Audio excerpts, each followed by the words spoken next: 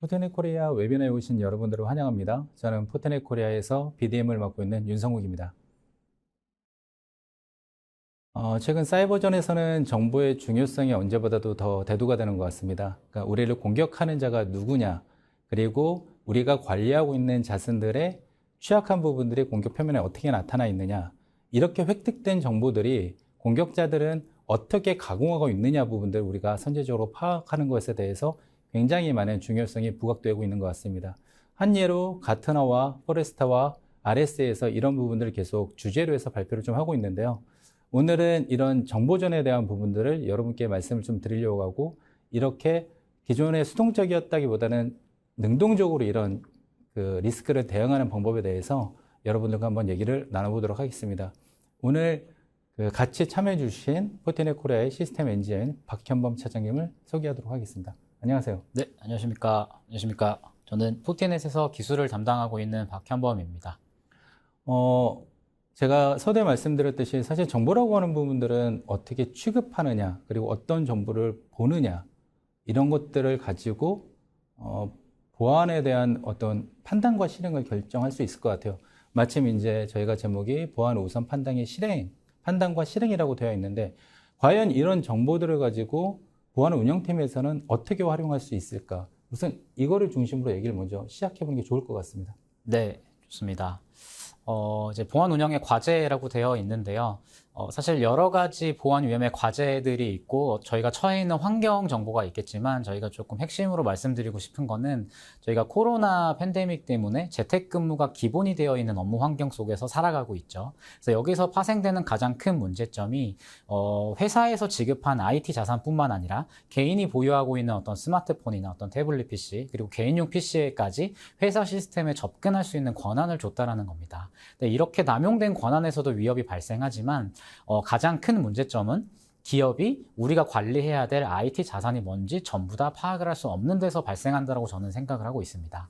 그래서 IT 자산에 대한 정보가 없으면 저희가 어떤 보안적 조치를 취해야 되는지도 그 방법을 찾을 수 없기 때문에, 현재 저희가 가장 먼저 취해야 되는 조치점은 우리가 가지고 있는 IT 자산이 무엇인지, 그 자산이 무엇인지를 파악해서 그 자산의 취약점과 조치 방법론을 세우는 게 최우선 과제일 거라고 생각을 하고 있습니다. 제목이 이제 총성 없는 또 하나의 전쟁터라고 적어놨죠. 가장 최근에 있었던 러시아와 우크라이나의 사건에 대해서 말씀을 드리려고 하는데, 물리적인 전쟁뿐만 아니라 이런 물리적인 전쟁에서도 사이버 공간을 굉장히 많이 활용하고 있다고 보시면 됩니다. 실제로 러시아가 이 우크라이나의 이 군대의 인력들이 어디에 가장 많이 배포되어 있는지 찾기 위해서 이 우크라이나의 통신망을 해킹을 했고, 가장 많은 전파를 쏘고 있는 지역을 찾아서 그 지역에 물리적인 포격을 가했다라고 하는 사실이 밝혀졌는데요. 이처럼 이 사이버 공간은 더 이상 안전하게 저희가 통신을 하거나 커뮤니케이션을 할 수 있는 공간이 아니기 때문에, 저희가 이러한 사이버 공간에서의 어떤 방어 전략을 잘 세우기 위해서는 이 정보 자산에 대한 가시성 확보가 가장 최우선돼야 된다라고 생각을 하고 있습니다. 그래서 이제 제목이 이제 위협 정보를 알지 못하면이라고 적어놨는데, 저희가 과거에 지금 앞에서 러시아랑 우크라이나 전쟁 이야기도 말씀드렸던 것처럼 과거의 전쟁에서도 마찬가지였습니다. 적에 대한 정보를 수집해오는 스파이원들이 꽤 많이 있었죠. 그런 스파이원들을 통해서 얻어낸 정보를 가지고 물리적인 전쟁에서 굉장히 많이 성공했던 사례가 있고, 저희가 그런 속담도 있잖아요. 적을 알고 나를 알면 백전백승이다라는 말이 있는 것처럼, 저희가 적에 대한 정보를 알지 못한다면 거기에 맞는 어떤 전략을 세우는데 굉장한 차질을 빚는다라고 볼 수가 있습니다. 지금 보시는 리포트들은 포트넷에서 제공하는 리포트인데, 여기 레빌 랜섬웨어, 프리스티지 랜섬웨어, 다크사이드 랜섬웨어 이런 것들이 있는데, 저희가 이러한 공격자에 대한 정보를 알지 못한다면 저희가 방어 전략을 세우는 건 당연히 불가능에 가깝다라고 저는 판단을 하고 있는데, 이사님 혹시 저기 나와 있는 어떤 공격자들에 대해 알고 있는 내용이 있으실까요? 네, 우선은 많이 본 정보들이긴 하죠. 근데 저는 저 중에서 굳이 고르라면 다크사이드 랜섬웨어를 얘기를 할 것 같아요. 최신이기도 했고, 사실 저한테 인상 깊었던 내용이기 때문에, 그 인상 깊었던 내용의 이제 주요 요점 뭐냐면, 실제 코로나 파이프라인 사태가 터졌을 때, 미국의 이제 국가기관도 그렇고, 아니면 사이버 침해를 조사하는, 일반 기업들도 그렇고, 가서 조사를 하고 있었어요. 사실 근데 조사를 하고 나서 그 조사의 결과가 나올 때 어떤 범죄 조직이었다라는 게 특정이 되는 것들이 일반적인데, 굉장히 많은 인텔리전스 업체에서 사고가 나자마자 다크사이드, 대한 리포트를 많이 발행을 했거든요. 그리고 일반 기업에서도 그런 인텔리전스 회사로부터 제공받은 정보를 사전 유치하는 것들이 있었고, 그렇게 보면 일반적으로 인텔리전스는 굉장히 상세화된 프로파일링 기법이다. 어떤 사건이 터졌을 때 그 사건의 유사성을 가지고 구체적으로 특정 지을 수 있는, 그때 어떤 인텔리전스의 현실화, 구체화 이런 것들을 좀 느꼈던 것 같습니다. 네. 저도 마찬가지로 저런 공격자들의 정보를 알아야 이제 적을 파악해야 저희가 어떤 방법을 만들듯이 많은 벤더들이 사실 저런 사건이 터지기 전부터 공격자들에 대한 정보들을 이미 배포를 했고 저들이 어떤 목적성을 가지고 어떤 것들을 한다라고 다 배포가 됐지만 사실 저희가 TI를 제대로 활용하지 못했기 때문에 어찌 보면 저런 사고들이 계속 터지지 않았나라는 생각을 하고 있습니다. 좀 장표가 조금 공격적인 내용들이 많이 적혀 있는데 제가 여러분들께 전달드리고 싶었던 내용은 뭐냐면 보안을 운영하는 팀 혼자 힘만으로는 조직의 보안이 강화되지 않는다라는 걸 전달드리고 싶었고요. 조직이 보안이 계속 강화되려면 운영팀 하나만 가지고 개선되거나 강화될 수 있는 게 아니라 전반적으로 조직 자체가 보안 의식이 강화돼야 우리가 원하는 어떤 아름다운 보안 환경이 만들어진다라는 거를 전달드리고 싶었습니다. 그래서 이런 것들을 하기 위해선 저희가 지금 적에 대한 이야기들을 계속 드리고 있죠. 적에 대한 정보를 알아야 우리가 승리할 수 있다라고 말씀을 드리는데 그렇기 때문에 이 인텔리전스라고 하는 것들이 조금 재조명을 받고 있다라고 볼 수 있겠습니다.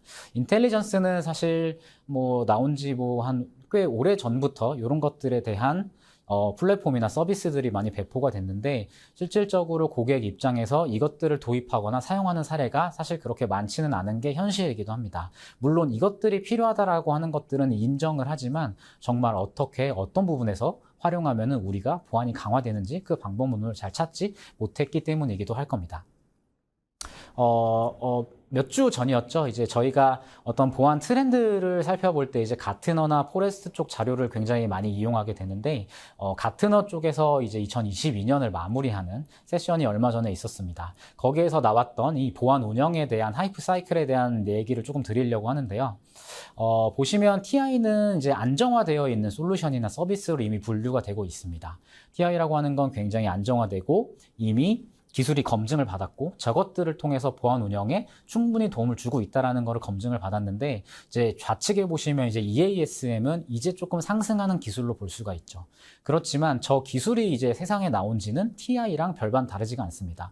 그런데 왜 이제 와서 EASM이 조금 주목을 받느냐면 가트너 쪽에서 분석한 내용을 조금 한글로 번역을 해온 내용인데 보시면 보안 사고는 계속해서 일어나고 있고 저희는 그에 대응하기 위해서 많은 보안 제품들을 구축을 하지만 결국에 경영진과 같은 고위 간부급한테 보안 사고가 계속 보고가 되고 있기 때문에 저희가 이런 보안 사고들을 막기 위해서 뭐 새로운 기술이나 새로운 제품을 또 추가 도입하기보다는 기존에 가지고 있던 것들을 활용해서 정기적으로 보안 상태를 평가하는 것이 보안 운영에 알맞은 방법론이라고 이야기를 했습니다.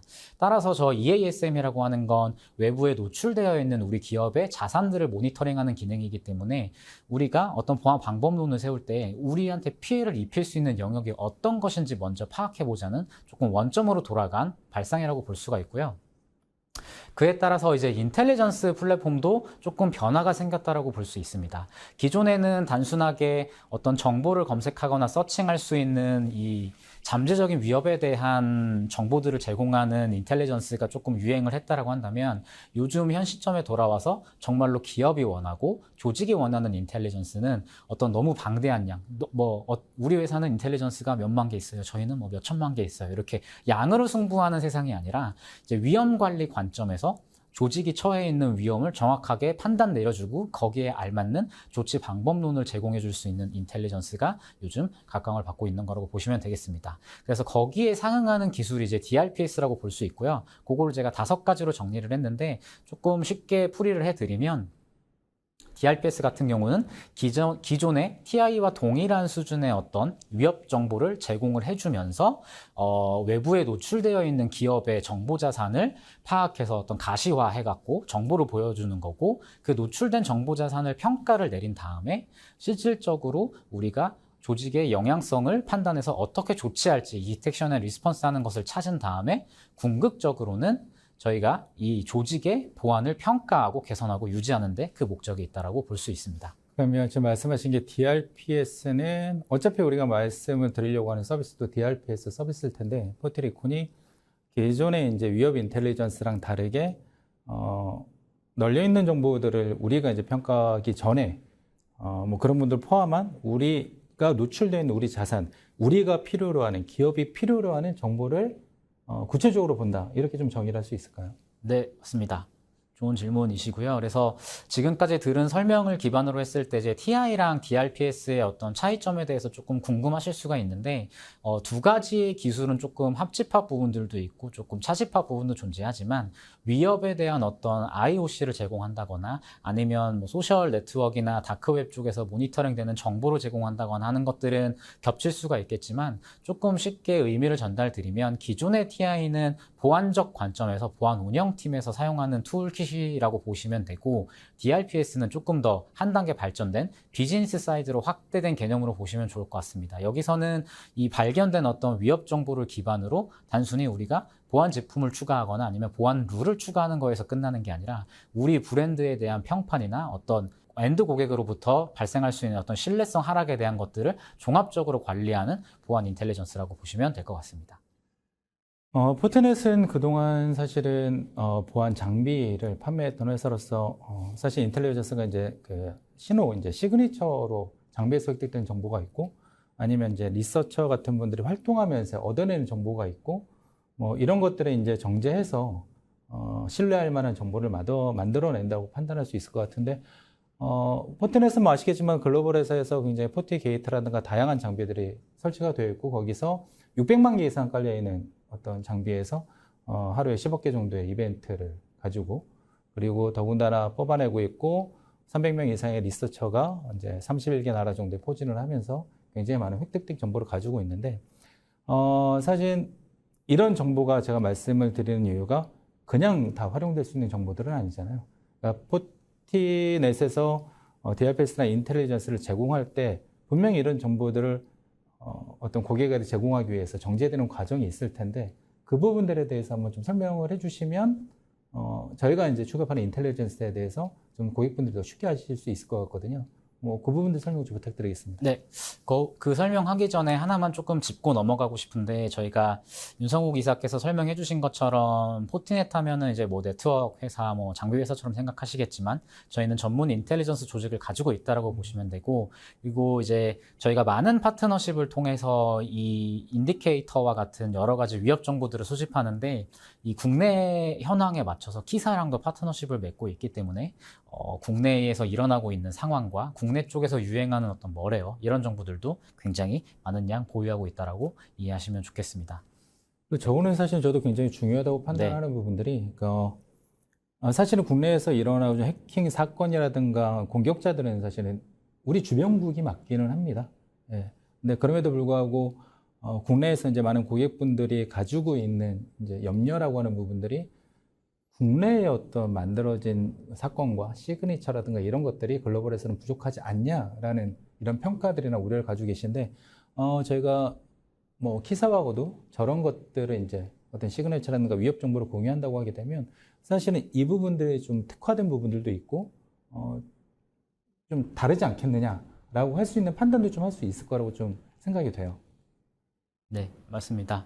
그래서 이제 저희 인텔리전스 조직이 어떻게 데이터를 전처리하는지에 대한 이야기인데, 그러니까 인포메이션과 인텔리전스의 차이점을 알고 넘어가시면 될 것 같습니다. 이제 인포메이션은 사실 정제되지 않고 사실 신뢰성이 없는 정보들이죠. 뭐 카더라와 같은 이야기가 될 건데 그런 것들을 이제 평가를 내리고 이게 정말로 기정사실인 것처럼 저희가 조금 팩트 체크도 하고 그런 과정들을 거쳐서 신뢰성 있는 데이터를 만들어낸 게 인텔리전스라고 보시면 되겠습니다. 그래서 저희는 이제 전 세계에 뿌려져 있는 많은 포트넷 장비들로부터 수집도 하고 앞선 장표에서 보셨던 것처럼 파트너십을 통해서 수집되는 어떤 정보들을 가지고 그 신뢰성을 평가한 다음에 그 신뢰성을 평가하는 게 포트넷에서 말하는 포티가드 랩스라고 하는 인텔리전스 조직이 되겠죠. 그런 조직들이 잘 정제한 데이터를 저희 제품으로 다 뿌립니다. 제품으로도 뿌리고 그다음에 방금 저희가 설명드리려고 하는 포트 리콘이라고 하는 이제 DRPS 플랫폼 안에도 뿌려지게 되는데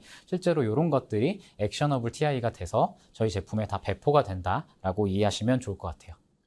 이제 정리를 하자면 그 DRPS에서 얘기를 좀 해주셨고, 이제 인텔리전스는 사실은 좀 더 조직에 특화된 그리고 뭔가 능동적인 형태로 바뀌고 그런 서비스가 이제 계속 진행이 된다고 보면 될 수 있을 것 같고, 그리고 그런 인텔리전스 정보를 취급하는 포트넷은 그동안 장비와 리서치 활동에서 많은 경험을 축적해왔다. 뭐 이렇게 정의할 수 있을 것 같아요. 그러면 사실 저희가 티어와이어 인텔리전스 그리고 이제 DRPS를 정의하는데 좀 많은 시간을 할애했는데 본격적으로 포트넷의 DRPS 제품인 포트 리콘에 대해서 한번 얘기를 좀 진행해 보도록 하겠습니다.